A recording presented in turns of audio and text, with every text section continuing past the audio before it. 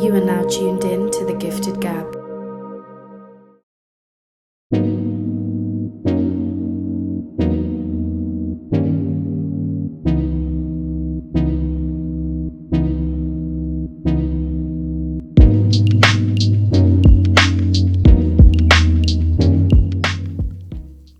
You guys know what it is, another episode of 1K Convos. I got a special guest with me today, this week. Lee Prime from Prime Examples. Welcome to the show, my man. Man, thank you for having me, man. I appreciate it. Absolutely, man. Absolutely. We've had a couple of conversations off camera. Powerful one. Very powerful. Very powerful. I'm like, this guy has a lot to give, a lot of experience, a lot of knowledge. You know, I think that, you know, when you can move in different avenues and dabble in different things, you pick up a lot. Right. You know, so like, we'll get to what your experiences actually are. But, you know, talk to me about how, you know, you've transitioned into, now you're writing, you know, you just finished up. The fact that you went back to school, you know, is a accomplishment. I always say that when people wake up one day and say, oh, I want to go back and do my degree. Right. And they go and they get it done, that is a different kind of level of commitment, because the energy is not the same as once you were when you're 17. No, it's not. It's actually like it means so much more. Like, it's the weight of it. It's like, for me, it was a chip on my shoulder. You know, it was like I had to prove it to myself. Like, you can't just be like, oh man, I should have went to school, or oh, I could have did that kind of thing. You know, so for me, it was a chip on my shoulder. Like, and I had to. What was the motivation behind that? What made you want to go back to school? When did you go back? At 20? I went back at 30, bro. 30, yeah, that's great. I went back at 30, man. And now I just wrapped up. I have one more semester, and then I'm done. And then it's off to film school to go do some shit I like, you know? That's what's up. But it was, I had just gotten married. That's what it was. I had just gotten married.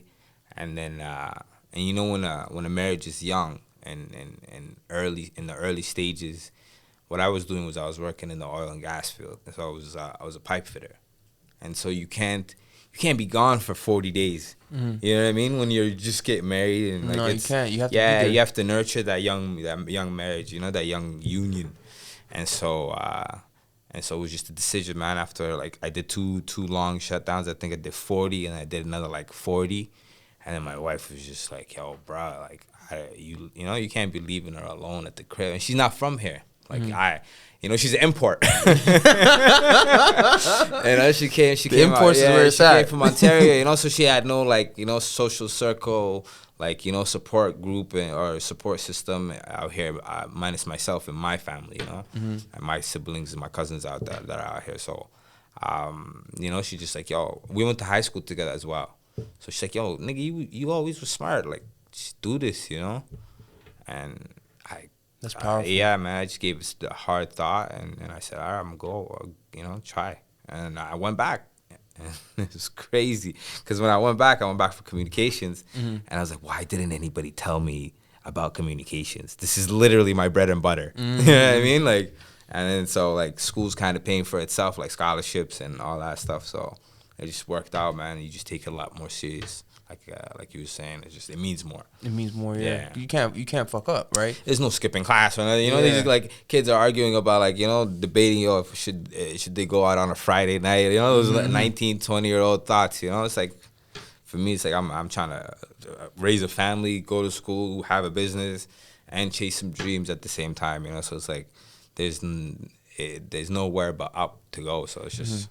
You just gotta do it. 100%. Yeah. And you're a nigga from the streets. So I know I could smell it when I see it. You know what I'm saying? I could smell it, you know. I try to code switch it also. It's like, so it's not, it doesn't smell off of me, you know, but I've heard that a few times before. Yeah, but you bring a wealth of experience, and you know, people don't realize that when you're starting some venture or whatever it is, school, whatever it is you're starting, all your experience and whatever it is you were doing count towards that. It's like a video game, you know what I mean? And like, you might change this character, change this level, but you still have all that XP.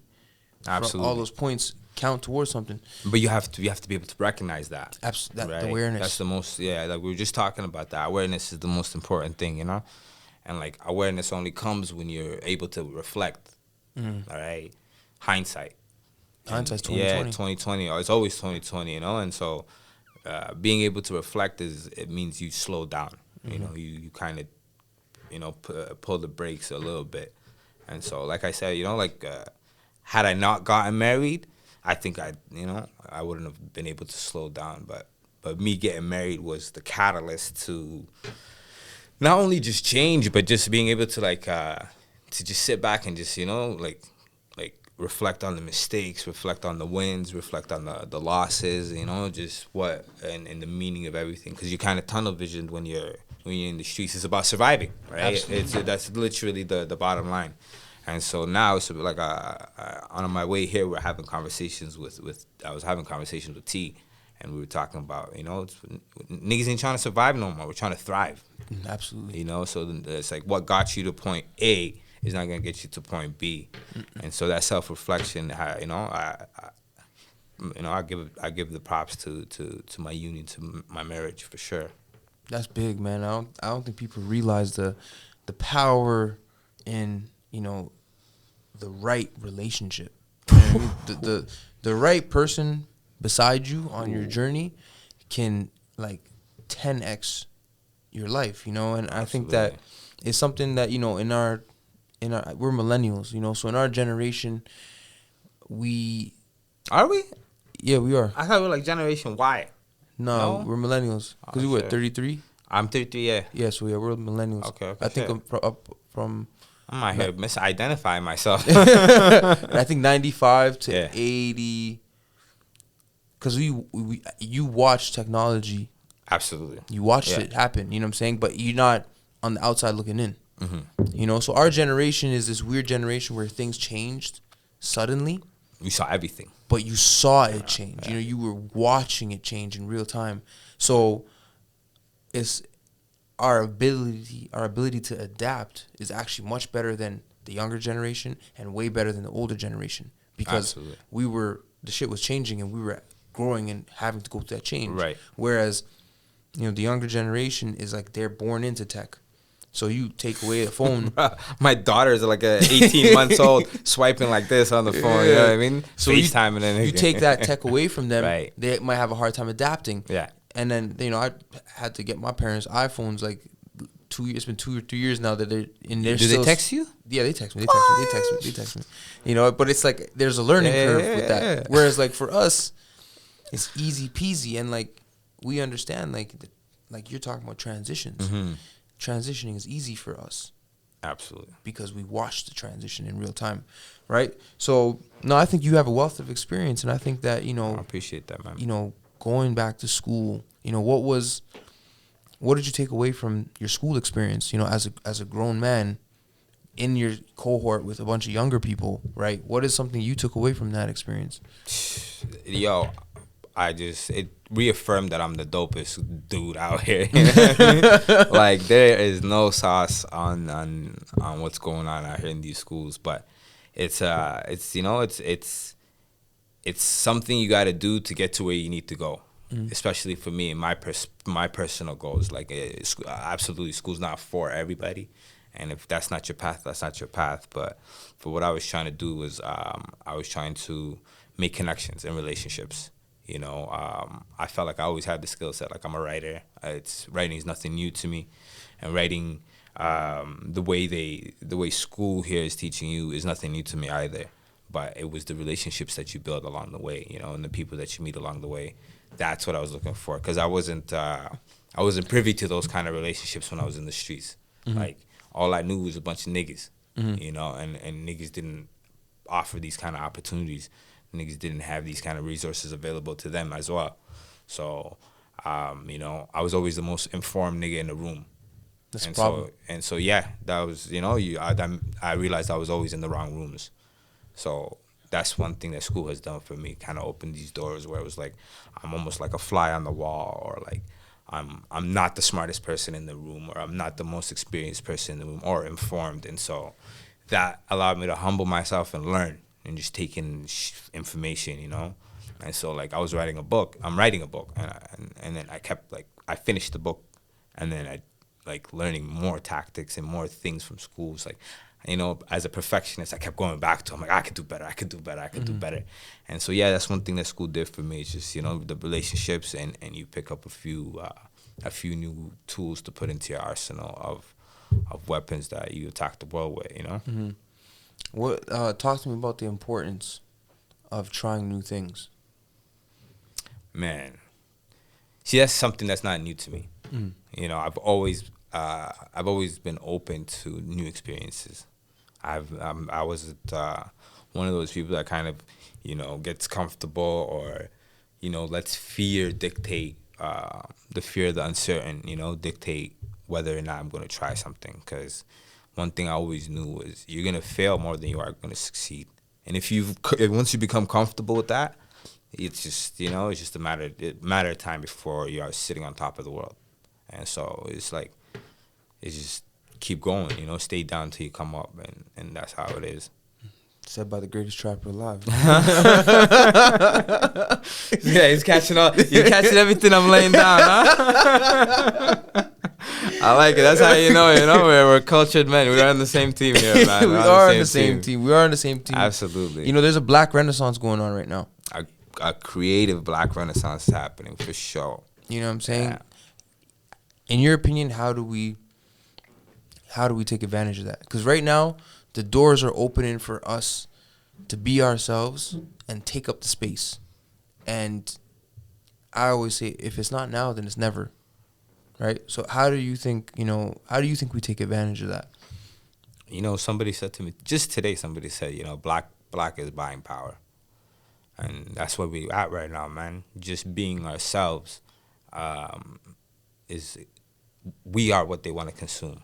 Like, and when I say they, it's society at large. You know, it's everything that we do, from what we eat, from what we talk, the way we talk, to how we dress, to the music we listen to. You know, it's all being consumed. You know, and so we have to figure out how to leverage that to our benefit. And so, like I said, man, fuck the middleman, and you know, work collaboratively across the board with black artists and black creatives. And that's we gotta stop this cliquish shit that's going on. You know, that I'm not sure if you're privy to that as well, but that's what I'm seeing. You know, and if we can tap out of that or snap out of that, I feel like you know, we'll build resumes off of each other. You know, I do something for you, you do something for me, I do something for him, and all of a sudden, you know, those gatekeepers, they don't got much to say anymore. We brush right past them. And so I feel like collaboration is how we push this renaissance forward right now. That's my take on it, anyways. Yeah, I agree with that, man. I mean, I've been doing like modeling for about 7 years now. Right. I just started doing acting for 2. And there's one constant that I keep seeing, is that everybody in this industry is white. Everybody behind the camera, behind the scenes, production teams, it's all white people, you know? So my question was always, how do we bring more of us here? And as we were doing this podcast and stuff, you know, I kept back and forth. It's like, yo, this can't be like this forever. You know what I'm saying? There's a whole bunch of shit going on out there to actually counter this. So as an individual, how do you do it? You said it. It's like doing something for this guy, putting the team together here. You know what I'm saying? Taking on bigger, larger scale projects, productions, whatever it is, and then bringing guys that you know can fit that mold. Absolutely. Yeah, you don't even have to have experience. You might have done something that's close enough to what we need over here, and then just help them put that skill set on. Because one thing I've realized about this industry, all that's important is the credit. What have you worked on? Yeah. What have you worked on? That's what they want to know. What have you gotten done? What have you done? Yeah. That's the only thing that matters in this industry. Absolutely. In entertainment, that's pretty much the only thing that matters in any industry. Yeah. Because that's your resume. It speaks for you. It's like, do you have something that represents the work that you've done? So, okay, if I know that, okay, so I know how to do it for myself. How do I bring on other niggas that look like me? How do I bring the community in here? How do I get people to get those credits as well? Because it's bigger than us. It's bigger than you and me. You know, if it was just about myself, I'd say, you know what, I'm cool with just collecting a check, doing acting, you know, being in front of the camera, all that shit. And then we can call it a day. You can make an easy livelihood like that. But you're gonna sit at that, and you're gonna be in that big crib on a hill by yourself. You know, it's not fun to. It's not. You know, to be by yourself at the top of the hill. It's lonely at the top. It is. You gotta. I prefer to be with my community. And you know, just like how, you know, shoes are Air Force Ones are popular because somebody made them cool. You know, just like fitteds are popular. Somebody made them cool. You know. And so that's what we got to do. We got to make things cool, you know, representation. You know what I mean? Back to that. It's always back to representation. Like, you know, I wouldn't have walked down the path I'd walked down had I seen, you know, had I had access or to brothers who were doing things that in the spaces that I enjoy, you know, the creative spaces. I never seen brothers doing this shit, podcasting. I never seen, you know, dudes, you know, attempting to make films in my neighborhood. You know what I mean? I never seen brothers talking about, you know, let's put our money together, let's pool money together, and this, you know, let's rent this venue and throw a party and build the brand, and you know, I never seen that.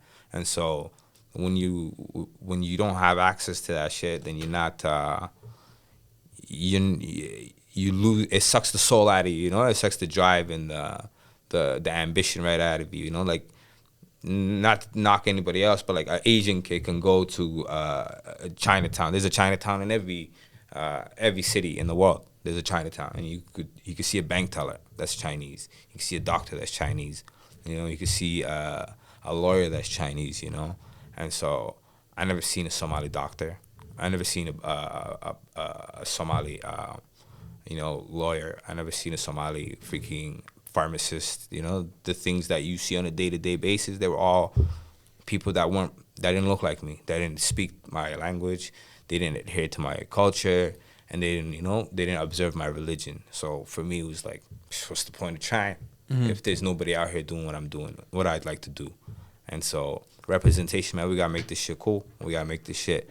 You know, like, kids gotta want it, you know, and by us doing it, like, just me doing what I do, I've got kids in my family now talking about, yo, I want to be a writer, I want to, you know, do creative things, you know, and they're pushing it, like, really going out and trying hard, you know. So at 18, 19, they're already accomplishing the things I'm, you know, doing in my 30s now. It's powerful. Know what I mean?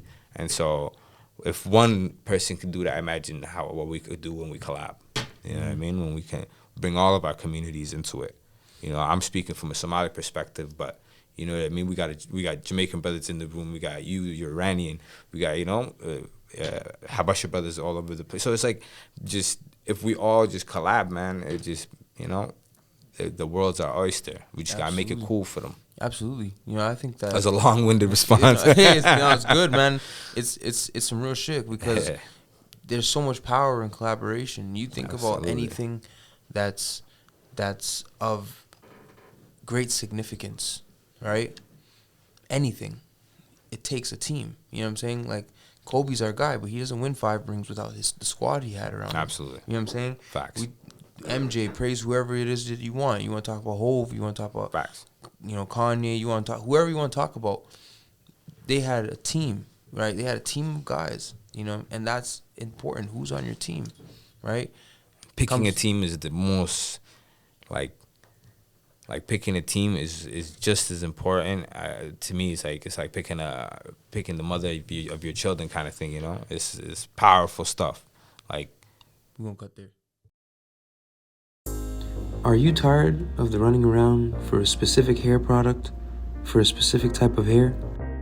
Are you tired of overpaying for services like weave and extensions? Well, are you in the know of Western Canada's best kept secret? Afro Era in North Edmonton is now open and operating right at Londonderry Mall. Come shop all things black, including hair care, beauty products and accessories, and hair itself. Now accepting online orders as well as walk-ins for braids, weave, and more. There's no more running around to find the right products and services. Your hair is a statement, so treat it like one. Visit us in-store or shop with us online at afroera.ca.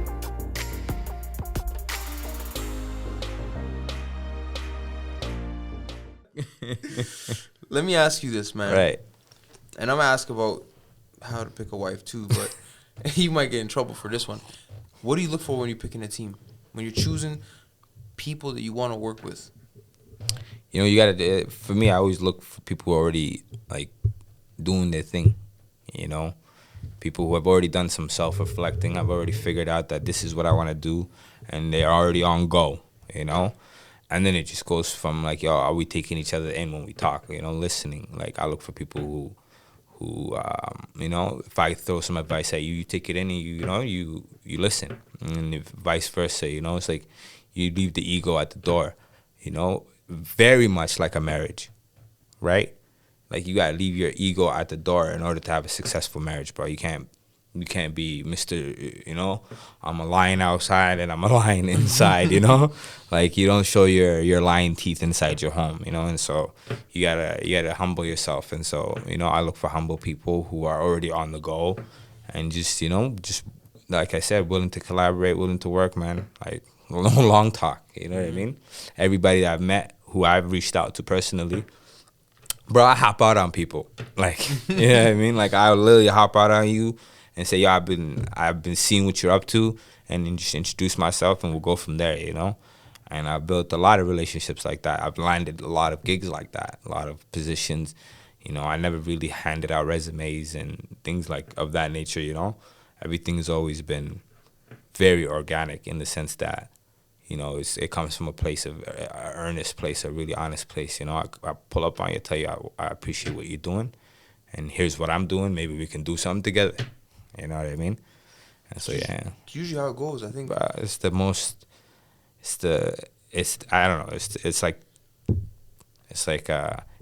battle tested way. You know, that you got to be personable. You can't be behind a screen. You can't let a piece of paper talk for you. Like, you know, a piece of paper can't capture your humanity, right? It can't talk for you. You can get X amount of characters on a page, you know? And if you think that can describe you, then you're fucked. It's true. I think, I always say that the most powerful skill one can have is networking. Like, relationships can open doors that money can't, and money and all that stuff. Fuck, I just said this like fucking 2 hours ago. I swear to God, I just said, yo, dog, is these relationships, you gotta be respectful, you gotta be freaking personable, you gotta be honest, you gotta be fucking, like, that shit gotta radiate off you, Absolutely. And it, like, and if you, like, humans, bro, one thing we, like, especially black people, we got bullshit detectors, bro. Like, yeah, 100%. Very good bullshit detectors. So, we could smell a bullshitter a mile away. And so, like, when someone comes and approaches me or I approach them in earnest, bro, and that vibe happens, like, just like how we met, it's like it took, like, one conversation, earnest conversation, where we sat and we just, in Somali, it's called, like, jilbikisho. It's like we connected knees. You know what I mean? You know what I mean? That means, like, we got personal. Like, we sat there and, our knees connected and we looked each other in the eye and we had these very powerful, earnest conversation, and that led us to here today, And a lot of my relationships that are currently, like, thriving have started in the similar fashion. Because everything starts with conversation. Everything starts with conversation. That's why we do this podcast. A lot of things can come from just a small little conversation. If, me and you can connect and say, okay, let's collaborate on something just off a basic conversation, imagine what everybody else can get from listening to this kind of conversation, what kind of gems they can come away with, And I don't know what, like, I want to touch on one thing you just said, like, about our bullshit detectors, We can smell that shit from a mile away. And you can see when someone is not being organic and authentic. And I don't know, for me, I never really understood it because I found it really easy to just be myself. I don't know. Yo, keeping it real is the easiest fucking thing in the world. It is. People just make it difficult. It's really easy. I swear to God, it's the fucking easiest thing in the world, dog. Just keep it 100. Just be yourself. Like, don't lie. Don't fake the funk. Don't be something you're not, It's just people are fucking wound up and they operate on fear, And so there's different kinds of fear. People fear how you're going to perceive them. People fear the unknown. People fear their past. People fear the future. It's just like all these fears dictate our actions, you know? And so if we just like, if we use these fears, you know, and we channel them in the right way, it's like, yo, bro, man, just keep it real. Be yourself. Like, I walk into meetings with my gold chain, man. Like, you know what I mean? I am myself. Like, you know, when I write like myself. I write in my voice, and I feel like that's my power. You know, to make complex issues, you know, to break them down into digestible ways, and that's how I write, you know. And I feel like, yo, be yourself, man. It's just people feel like they got to be somebody else in order for you to like them, or in order for you to accept them, or maybe they want something out of you, so they do the song and dance for you. You know what I mean? Or they're like anticipating what it is that you might want to hear, you know. And that's some fucking bullshit. Like, yo, I'll fucking why It's crazy because I actually, you know, last summer I landed my first ever acting gig. Yeah. On a show for CBS called Guilty Party. It's And dope, I played a corrections officer. It's dope, shit. And when I did the audition, the first thing I read the script and I said, okay, if I was a corrections officer, how would I act on the job? How would Alex act on a job? Well, shit, I'll probably be slacking, you know? And that attitude of me trying to be myself landed me a part that I had no business even having. Of course you had business having it, man. It's a part that was written, and you have the chops. That's that, man. Give it to yourself. Pat yourself on the back, man. I try to be modest with it. And then they hit me and they're like, okay, you know, we want to call back with him. We want to see, we want to see him do the line again. I said, okay, cool. And then they are like, is he willing to cut his hair for the part? Ooh. And that for me, Is that your line? no. They asked me like, is he willing to cut his hair? Right. And I'm like, shit, like, okay, now it's real. Now it's really like, do I want to compromise what I believe in for some money? This is what really put this shit to the test. It's like, yo, here's all the shit you stand on. This is probably a big ass check. It's coming from fucking big ass broadcasters, you know, $1 million fucking production. All right. And it's, yo, is he willing to cut his hair for the part? And I sat there and I looked at the email. And, you know, I was looking at my hair. I'm like, shit, you know, the fro is gaining some traction. Do I really want to cut my hair for the part? Right. And I asked my agent, I said, yo, like, if I say no, what are the chances of me landing this part? And he said, honestly, man, it's up to you. I'm not going to tell you what to do, what not to do. It's really on you. I thought about it, and I'm like, you know what? It's not worth it. Because this is me. You know what I'm saying? So if you can't give me the part and let me just be myself, then I don't really have any business being it. And I told him, no, I'm not willing to do it. And I'm expecting to say no, and they said, okay, we'll work around it. And I'm like, yo, this is a very small victory in my eyes, but it means that, like, we don't actually have to compromise the things we believe in or the things we work hard for. They just try us. They try us. Yeah, they try us. That's what it is. They try us and they want to see if we fold. Yeah. But I'm like, yo, shit, I'm never cutting my hair. You know what I'm saying? Like why would I have to? You know, like, that to me was breaking down a barrier, because this is in the midst of. And who the fuck says a correctional officer can't have long hair, bro? Yeah, you know like, what I'm saying? What rule book is that in, you know? Exactly. So that's why I'm like, yo, like, we don't have to compromise. No, we don't. We don't have to say, yo, like, we don't have to do the Annie and do the dance and all that shit. Because the funny thing is, if I said,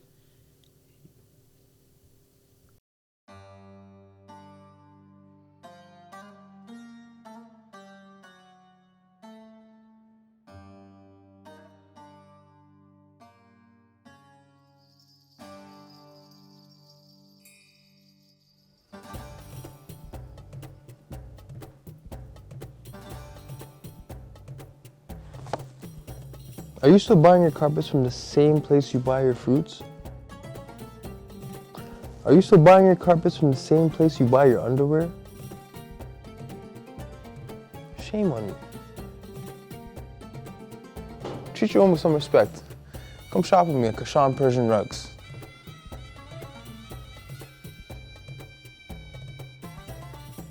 What's that you said? You can't afford one.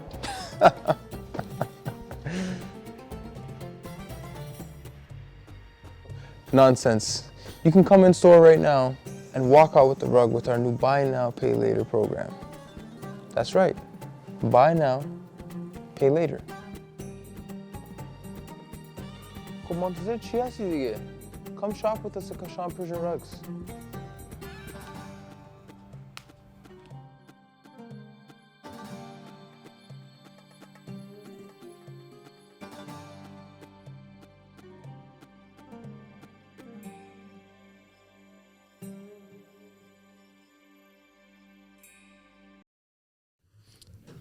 Yeah, man. I think talking about compromise and shit, and when you get in, you talking about these productions and having to do the dance just so they accept you. I feel like, the thing about black people is you could follow all their rules, you could do everything the way they want. You look at Will Smith, when you fuck up one time, they gonna crucify you for it.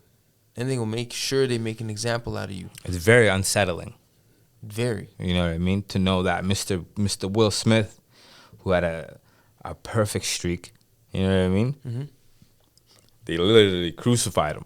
They crucified him. Over one inaction. Not saying what he did was all right, but it wasn't that crazy.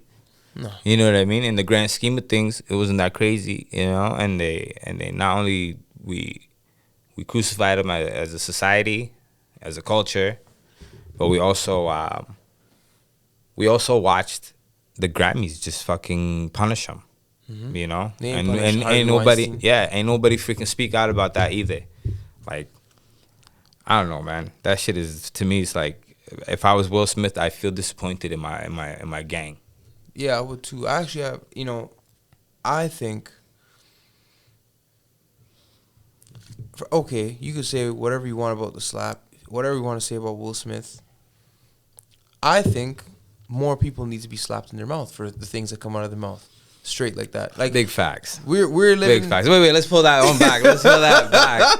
Let's pull that back, bruh. Like, I don't know. Like, you can attest to this. We grew up in a time that you couldn't just say what you wanted to say.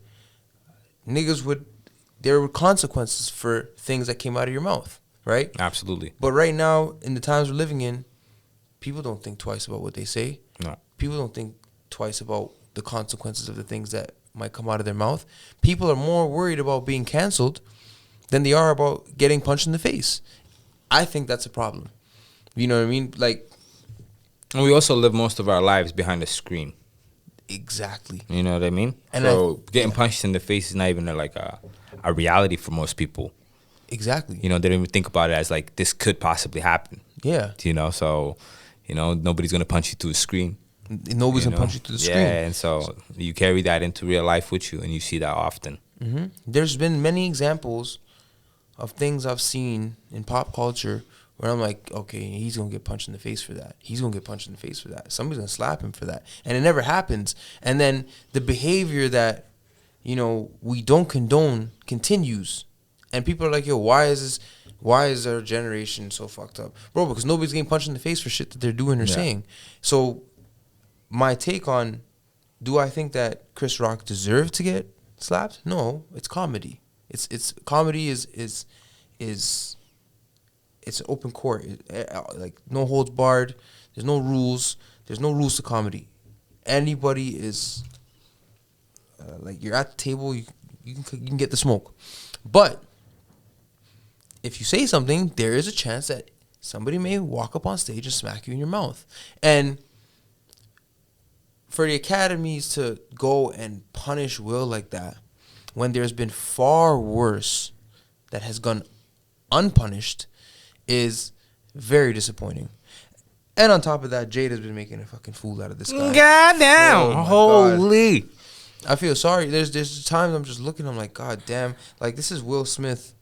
This is like one of my idols. It's so sad to see what's happening to Will.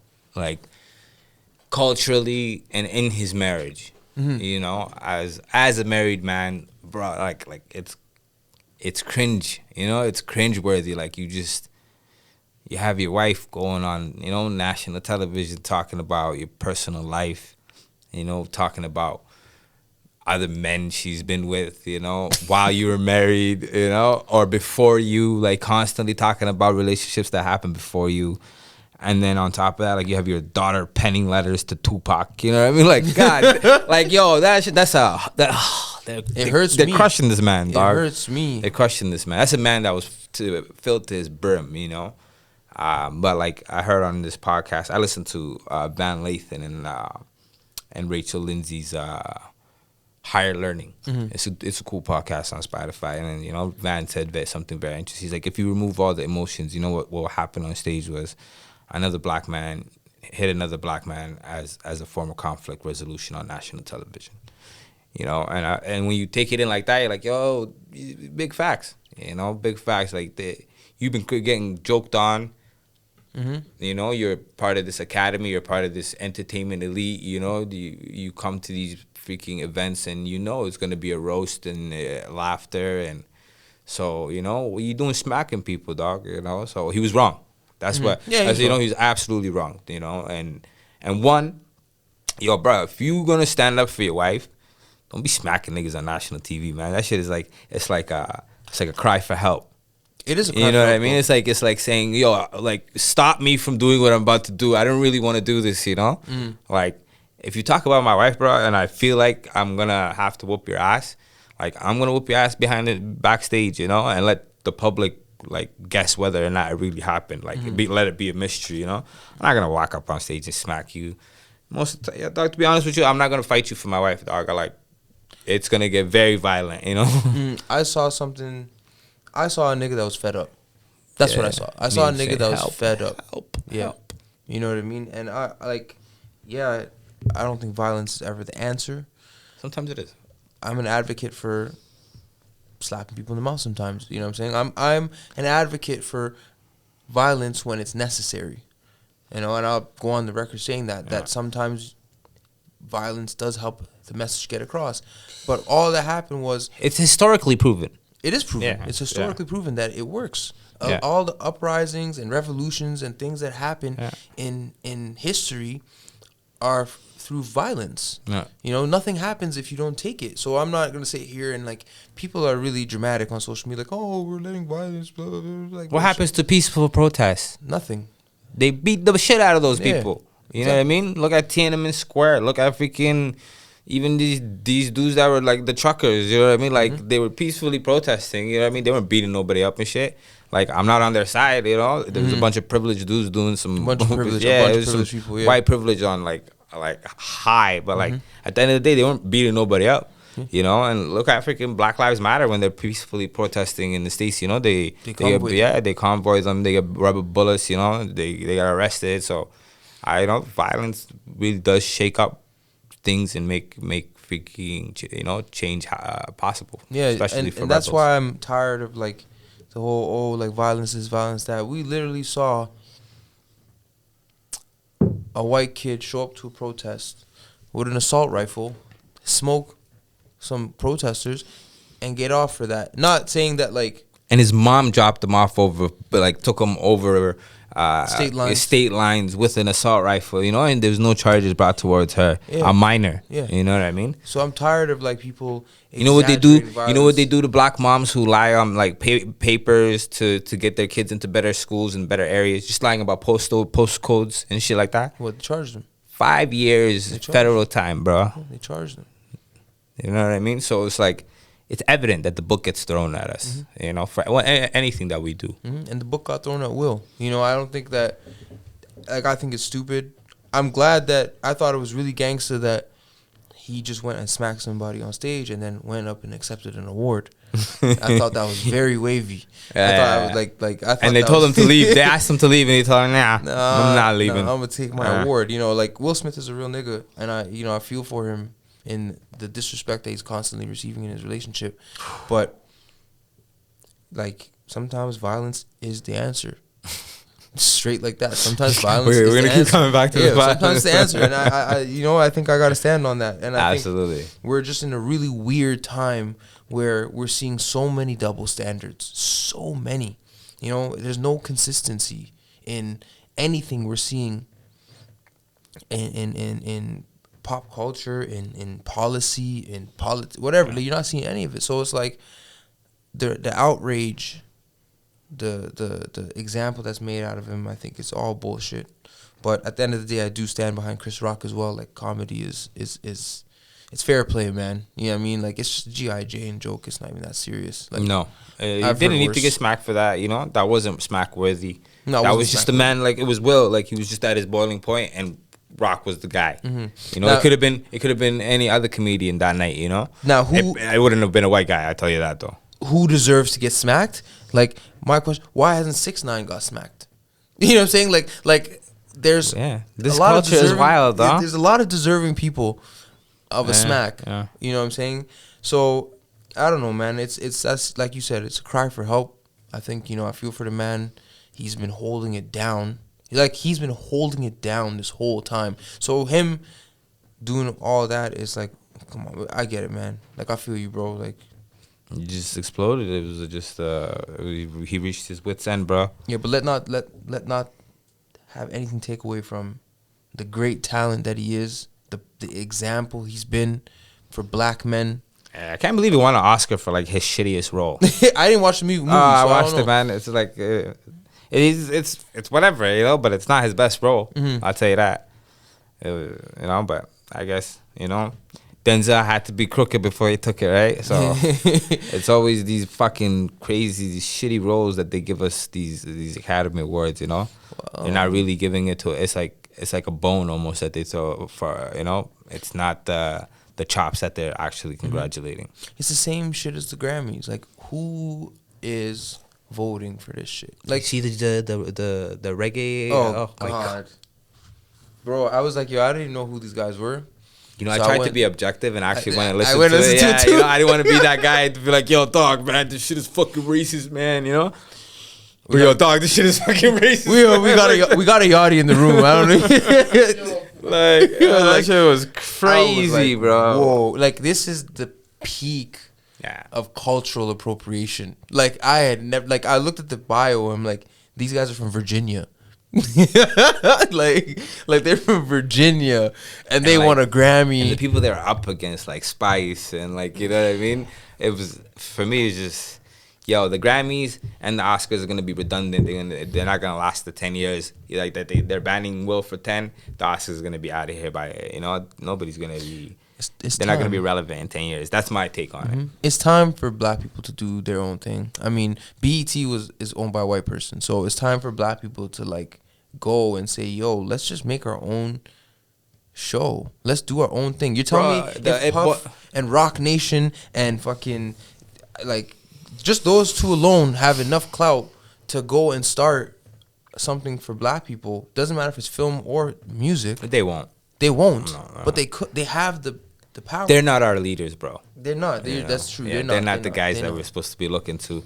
But yo, this boils down back all the way down to what is it called? The illusion of inclusion. You know what I mean? When segregation got taken away, you know what I mean? All of a sudden, you have black people thinking that, yo, now I have access to white things, you know, and white things have always been better. And so, like, you know, and that's why we see, like, man, all this shit boils back down to the same thing, like the dollar stays in the white community for something like 17 days or something, and it stays in the Jewish community for something like 20 something days. It stays in the Asian community for something like almost 30 days or something like that. You know, it stays in the black community for something like 7 hours or 6 hours. You Yeah. know, that means you get paid and you go buy some Nikes. That's crazy. You know what I mean? So immediately, like, we are losing this race. You know, like, by far, and so.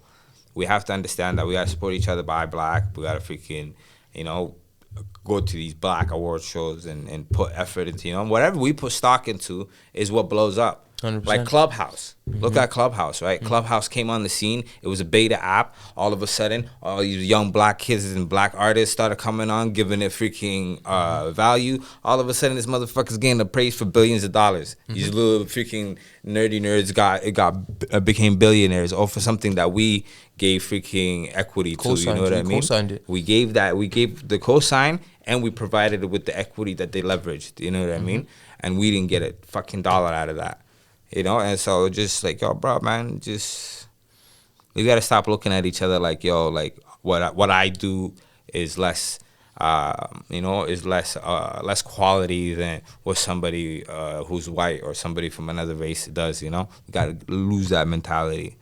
Yeah, we do. It's true, man. I don't know, man. It's a lot of discourse about this stuff, and I think at the end of the day, as an individual, you just need to be aware of where you're spending your money, who you're working with, what you're buying from.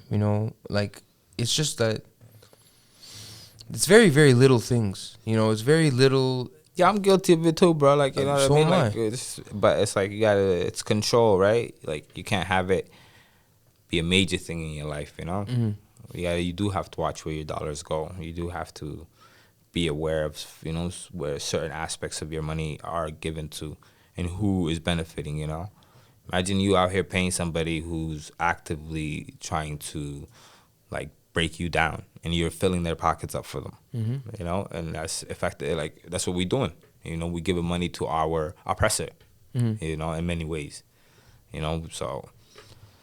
It's crazy, man. Message. It's a big message. It's a big message, man. I mean, but it starts with us, man. I think it starts with us just pulling each other up, first of all. And every opportunity we get. There's a lot of dope creators and things and people I see that their work is not just in their craft, but it's in their ability to bring people with them. There's comedians, actors, filmmakers, podcasters that I see that are like, okay, I'm up here.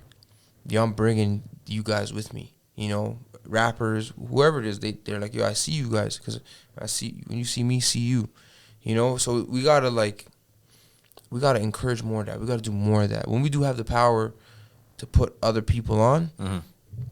you just gotta put people on. And maybe you might not have the power to put someone on, but you may have some knowledge that someone steer can them. use. That can steer them. You don't have to put somebody on, bro. You can steer them into the right direction. Mm-hmm. You can give them a piece of information now that'll be useful to them 4 years down the road. Mm-hmm. It's just talk, have an open face. Mm-hmm. Like in our society, we were literally groomed to look at for black men to look at other black men like they're the op. You know what I mean? We meme mug black people, black men. Yeah. You know what I mean? But when a white lady's walking down, we make ourselves like less threatening. You know what I mean? Like I tighten my hood up and be like, I'll scare you. Just like like if that's the case, right? Mm-hmm. Like it's got to be like we gotta unlearn, bro. A lot of unlearning. And that shit is difficult, but it's like by example again, making things cool. Representation. Like if you are here setting the right example, bro, the young ones, they're gonna be watching, bro. They're always watching. Mm-hmm. They're always watching, and they're always taking notes, and they're seeing, what's hot, what's not, and they're the next movers and shakers, And so if you are here making things cool for them and making things appropriate, they'll follow suit, man. They, like I said, that bullshit detector, we all got it. You got it. And they'll follow suit, So we just gotta make it cool for them, make it cool to collab, make it cool to, be yourself, make it cool. All this stuff that we thought was, we were programmed to think was uncool. Mm-hmm. We have to reprogram it into our culture and make it cool again. Mm-hmm. Let me ask you this. The Somali community is a very large community. Very large. Right. They're one of our, we're smack dab in the middle of it. For me, what I'm saying? Especially the your Hoyos, location? the Hoyos pull up, That's a fact. Shout out the Hoyos out there, man. Speaking of the black community, what does the Somali community need to do to mobilize and come together and bring each other up? See, the Somali community is a lot different than like other communities. I compare it more to like an Afghani community or like an Iraqi community or a Syrian community, because it's like we didn't show up here like on some like we want to go to Canada, Mm-hmm. like and because like I remember I had a conversation with a brother from West Africa, and then he was talking about like, yo, Somali boys, you guys are wild and you guys out here shooting each other and you guys are like embarrassing yourselves, and like he was saying a lot of shit that pissed me off, Mm-hmm. I'm like, bro, like we fell into these pits that were already designed, It's like, how did you get here? I'm like, we came up with the shirts on our back, right? As refugees of war. Mm-hmm. So when you come as a refugee of war, bro, you take what the government gives you. I came 91. So you get, you take what the government gives you. You get put in these government housings and the problems that are already there. It's just what, you know, and the culture that's already there is what you begin with. You know, that's literally the bottom. But it's a fresh start for you guys. For us, it's a fresh start, you know. But like when you're looking at somebody from like West Africa, who decide, hey, I want to move to Canada, like they gotta apply. You know what I mean? They have process. You fill out an application. You know what I mean? They get back to you. They're like, hey man, show me you got like 50 bands in your bank account. You know that you can take care of yourself for the first 6 months. You know what I mean? And There's some privilege that comes. And then all of a sudden, like you slide into the middle class. You know what I mean? When you get here, so it's like. It's not the same, you know, so you can't look at it through the same framework, you know what I mean? And so, like, we got to be more forgiving towards each other, like, especially, like, as black people looking at other black people who are, you know, have fell victim to the pit holes of, like, you know, socioeconomic conditions that they're in, you know what I mean? So you can't be looking at them like, oh, fuck, these niggas making us look bad, you know? It's like, bruh, you are living in the suburbs. Like, that's your beginning. You know what I mean? You're chapter 1.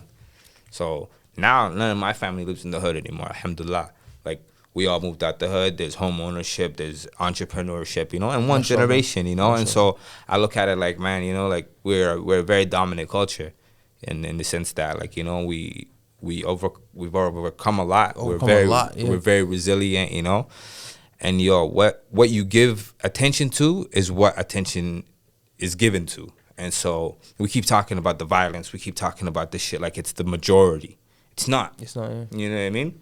The average kid goes to university, takes care of his family. The average girl does the same. You know, they're successful in what they do.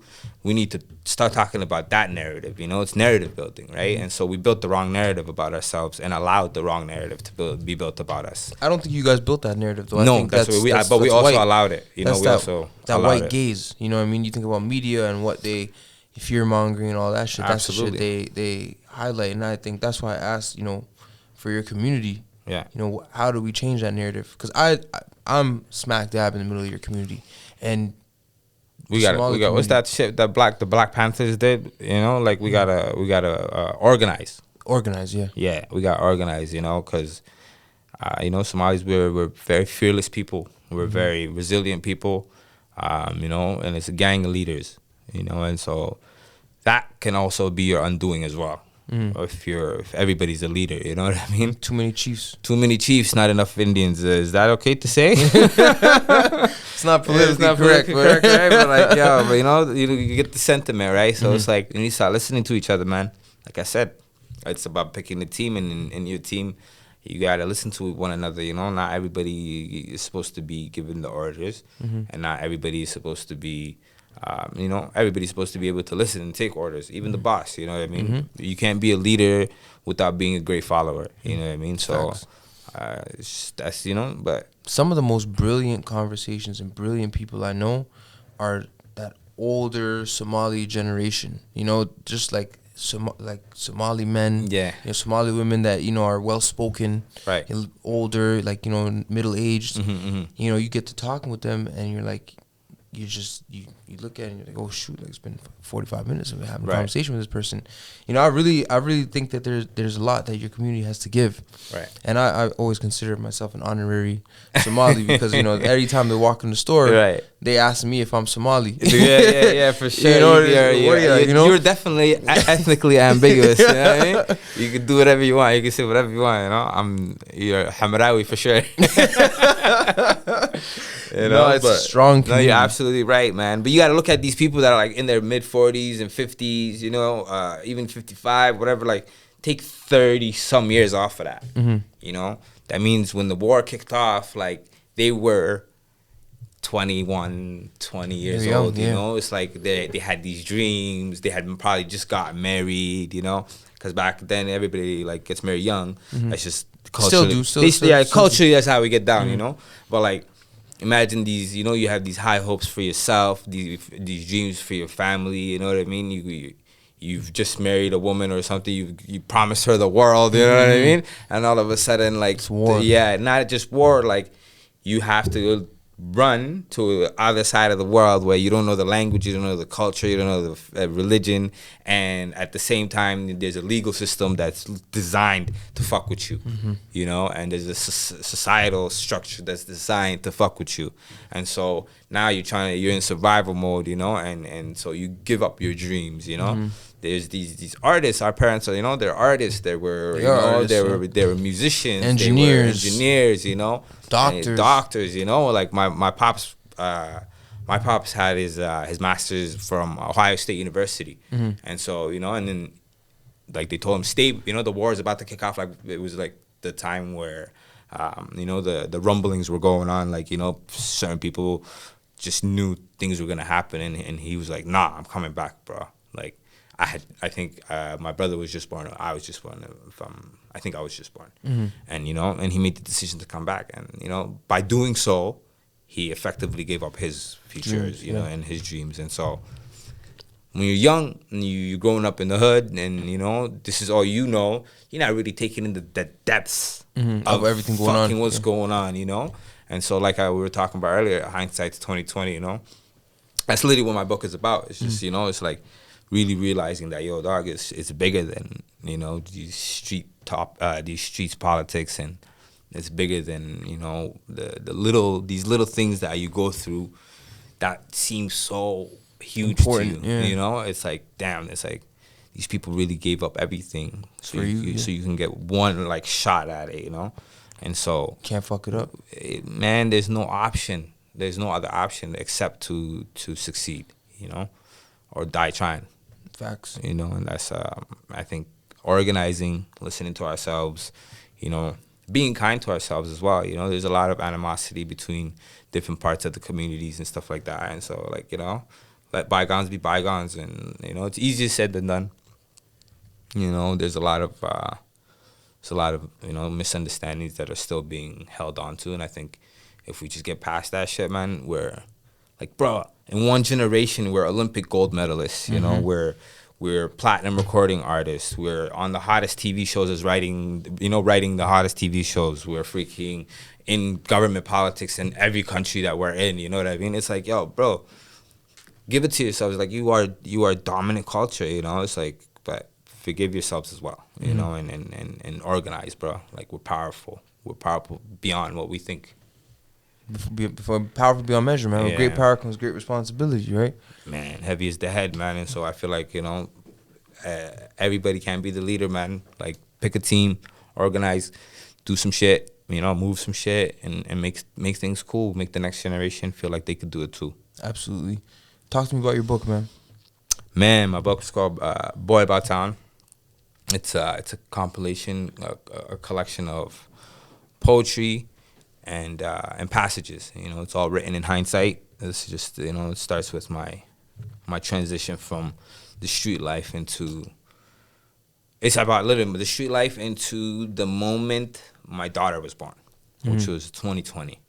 And it's like in the hospital room, and that's where it kind of ends, you know. But it's just that transition between, you know, becoming from being a boy to becoming a man, you know. And the next book comes out, it's going to be Man About Town. And so, you know, this story was about me, and it was about my story and how, you know, how I unlearned and how I relearned and the paths I took and shit. And so, you know, the poems are supposed to be the emotions, and the passages are supposed to be the detail, you know. Sometimes the lines get blurred a little, but as is life, you know, life is that, and my life is lines get blurred a lot, you know what I'm saying? Yeah. And so, but the next book is Man About Town. And so, yeah, the first one, you know, Boy About Town was it was so strictly for me that I turned down 2 book deals last year. And I said, you know, like, I understood what came along with a book deal. It's like, you get editors that, you know, that'll tell you how to write your story. And, you know, and I couldn't, that's a tough pill for me to swallow. I said, you know, maybe I'll take that route somewhere down the road. But this story is going to come directly from me. And so I'm going to, you know, go the self-publishing route. Ownership again, too. That was another. Fuck the middleman. Absolutely, man. Fuck the middleman. You know what I'm saying? No, that's powerful, man. I think writing is... I was listening to Steve Harvey on Earning Leisure, and he was saying that the writing industry is the most honest industry you can work in, you know, in terms of like whatever you see is what you get, as opposed to, you know, like music is, we know the story about music business. Film and television it could be hit or miss, you know, depending on who you're working with, how much equity you retain in your IP and stuff like that. So, you know, writing is something I've always wanted to get into. I'm not there yet. Man, everything is writing, bro. Everything is writing, you know? yeah. Even business is writing, you know, like you got your business has a message and a brand, you know, and that requires copy and that requires somebody to write that shit, you know. Everything we see, you know, other than what's spoken has been written. You know what I mean? So you have to understand that writing is just, it's beyond just like storytelling. That's creative writing, you know. But like everything is writing, and so like I've utilized writing in every aspect of my life, in every chapter of my life, you know. Like even when I was like locked up, like I'd write poetry and letters for dudes and their, you know, and their wives and stuff, you know. I have nice cursive writing, and I write the poetry. Excuse me. I write poetry and I write letters to these dudes, you know, and I'd get extra rations, you know. I get the lighter, you know, I get first dibs on the contraband, you know what I mean? And so, you know, I utilized writing in every aspect. The first time I got published was from jail. And so, you know, and, you know, just like for me, writing it's more than just, it's just something I do, you know. It's like, it's what I am. It's like, even Somali culture, like we come from, we're a nation of poets, you know. We speak in these, you know, in poetic ways, and we can communicate our thoughts in very, like, you know, distinct ways. And so I feel like that's just some shit that runs in my genes, you know. It is what it is, and it is what I am. Yeah, man, writing is everything, and everything is writing, and so it's powerful, man. It's beautiful, man. I think that you got a lot to give, you know. I hope so, man. I appreciate that, bro. I really do. Absolutely, man. It's a wealth of experiences, and, you know, you say it's in hindsight, but I think even on this journey that you're on, there's still a lot that people can get from you as you've made this transition, as you're doing this book deal, as you're doing all of these things that you're doing. There's still more to give them. It's a dark comedy right now. Honest to God, like, you know, like the Boy About Town is like in hindsight, you know, so it's like you could tell the story the way it was, you know, and like just pick apart information and dissect it. But like Man About Town, like, you know, learning how to deal with these microaggressions in the workplace and like, you know, freaking fatherhood and like, you know, all this stuff, like that shit is the dark comedy, bro. It's like, as a nigga from the streets, you sitting on your couch like, fuck, how the fuck do I do this? It's you know, if you were on the outside looking in, this would be funny as shit, you know. But at the same time, you know, it's inspiring, you know. It's something that if I could do it, you could do it, you know. And there's a lot of dudes that I know, you know, like this path is not easy, so we gotta make it look like. That's why I'm visible, you know. I make myself visible, you know, like not accessible, Visibility, but visible, you know. Like you could see me on Instagram, you could see me on Snapchat, you could read my blog, you can, you know, follow my work and shit like that. But like, you know, I try to make myself visible. Before it was like, you know, La Cosa Nostra kind of thing where it's like you don't, no pictures, no nothing, you know. But now it's like there's timestamps on shit. Like I want my kid to see, you know, like dad at 34 or 33 was doing X, Y, Z. You know, he's on a podcast talking some positive shit. Like, you know, there's timestamps on everything. It's like Instagram and these things are like our modern day photo albums and shit like that. So for me, it's like I have reasons why I make myself so visible, you know. Like I've been asked this. That's why I'm like I'm sharing. And it's like people are like, yo, bro, like you never really used to share this much, you know. It's powerful when you do, though, because it inspires people to own their truth. Absolutely, bro. Absolutely. You can't back away from it. It's yours. It's yours. You know what I mean? There's some shit only you can say. Nobody else can tell this story, you know. Nobody else, you know, can talk about going to jail the way, you know. Like everybody been to jail, whoever been to jail, you know. But it's like my state, you know. Like it's, you know, I've been stabbed 7 times. I've been to jail, you know. But I've also seen, you know, successes in different avenues. So it's like we're complex people, bro. Like we're not one thing, you know. We're not the sum of the worst thing we've ever did, and we're not the sum of the best thing we've ever did, you know. We're layered like an onion, and so you just gotta take it in, man. You gotta accept who you are and be visible. Let the young niggas see, like the young, you know, brothers and sisters. Take it in, bro. You know, I get emotional when I talk about this. You know, like right now I'm like, it's good because it's God's work. Yeah, it's you know, it's like I used to be a cautionary tale. You know what I mean? And so now I'm not. It means a lot. You know, it's like it took a lot for me to not be that cautionary tale. Yeah, it takes a lot of balls just to say, yo, here I am in my fullest being. This is who I am. Accept me as is. Yeah. Or keep it moving. You know, it takes a lot a lot of authenticity, a lot of balls. Yeah. And not a lot to of sugarcoat nothing either. And to be reflection too, right? So it's powerful, man. I love what you're doing. That. I think it's the beginning of us working together. It's the first of many collaborations. I think so too, man. I think we're onto something here. Absolutely. Let them know where they can find you, you know. Yeah, man, you can find me on Instagram, Real Prime Examples. Snapchat is actually for the homies, so I'm not gonna get no. We don't do Snapchat. Yeah, we don't do Snapchat. Yeah. You can find me on Instagram, and you know, you want to see my creative portfolio? I believe it's LeeHassan.com. Yeah, man, and you could just hit me up, man. Always, you know, I'm always open for a DM and conversating, bro. Like, it's just about sharing information, and I have nothing to hide and everything to share. That's what's up. You guys heard it here first. Lee Prime, straight like that. Another episode of 1K Convos. Appreciate you coming on, my guy. Thank you for having me, man. Yes, sir. No doubt. And just like that, we gone.